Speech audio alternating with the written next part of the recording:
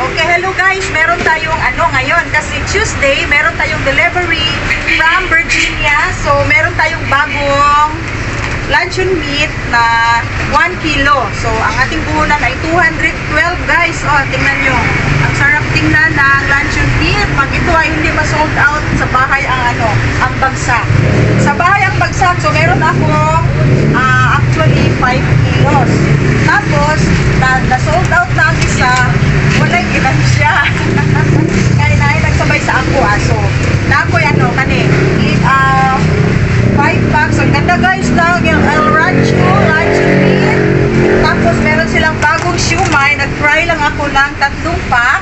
So, 60 plus 6 pieces. And then, ang ating puhunan dito ay 145 pesos lang ang 1 kilo sa chicken siumay. So, nag-try ako ng 3. Ito ay from Virginia, pero big shots ang ang name niya. And then, dumating na si Endoy and Rocky's Fresh Chicken. Meron siyang diniliver sa akin. Pilang katay na!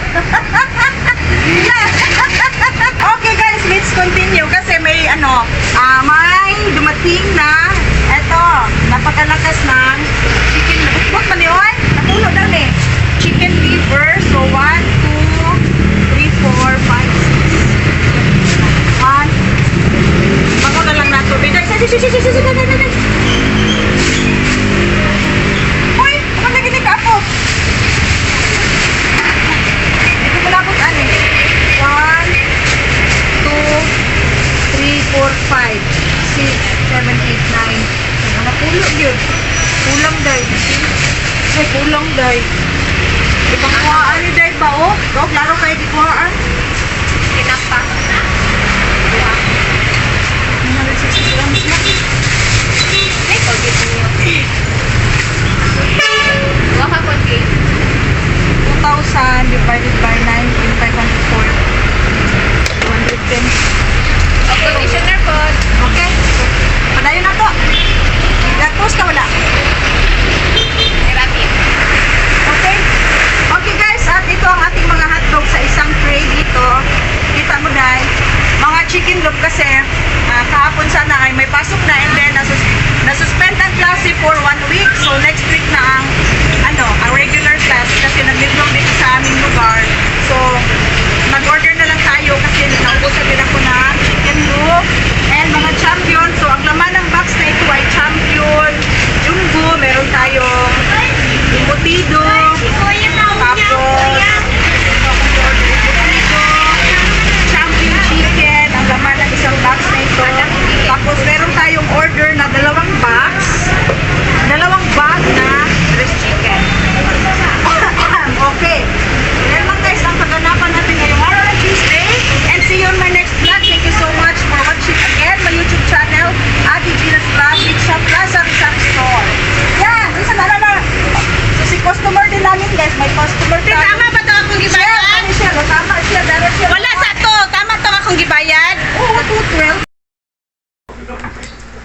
Hello guys, good morning at ako ngayong araw ng Wednesday ay mag-close muna kasi pupunta kami sa SMX, sa SM Lanang dahil ring hop ng aking anak. So, sa na talaga guys, sa June 29 ang kanilang graduation. So, yan ang aking guys, 3 anak. And then, yung aking bunso ay mag-graduate na ngayong June 29 sa awa ng Diyos. So, yung aking mga anak guys ay hindi sa pagmamalaki pero ang mahal ng mga kurso nila. Yung isa mid-tech, yung dalawa ay nursing. So yung isa ay nurse na at yung isa ay international student. Yan. Nasa Canada siya ngayon. So i-share ko lang sa inyo kasi close ako ngayon and then hindi tayo makapag-update sa aking meat shop. So kahapon meron tayong order na 1/2 pork carcass and mga dressed chicken. And then ako ay umuwi na dito. Hindi talaga ako guys nakapagtitinda. Si Mr. lang ang nandoon kasi meron din kaming renovation dito sa bahay namin. So kung mapapansin nyo may mga may maririnig kayong mga dok-dok dito sa mong ato. Yan guys kasi may ginagawa sila, nagpapa-renovate kami dito. So yung aking mga anak ay kung kung sari-sari store, hindi talaga kami makapagpapatapos sa pag-aaral nila. So, kaya nga, nung nag-first year college na yung aking eldest, ito, ay naisipan namin ni Mr. na mag-meet shop.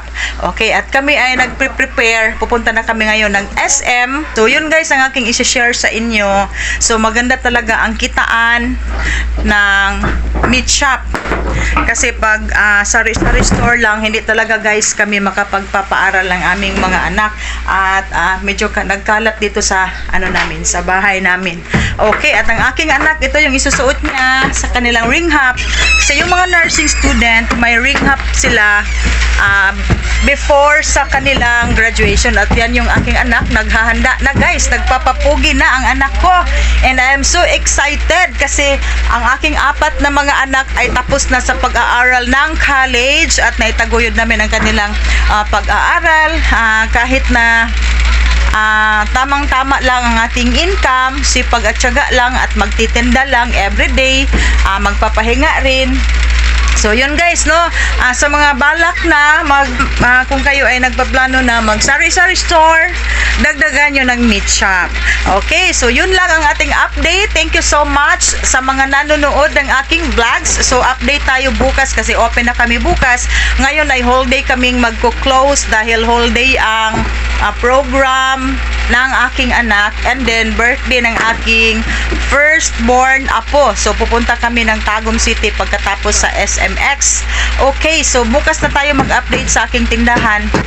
Marami tayong mga guys, no? Dahil sa Monday ay babalik na ang klase sa Monday, June 15. June 15 may klase na talaga. So, dapat sana may klase ngayon. Kaya lang na-suspend ang klase dahil sa lindol at chine-check ang mga classroom dito sa aming lugar.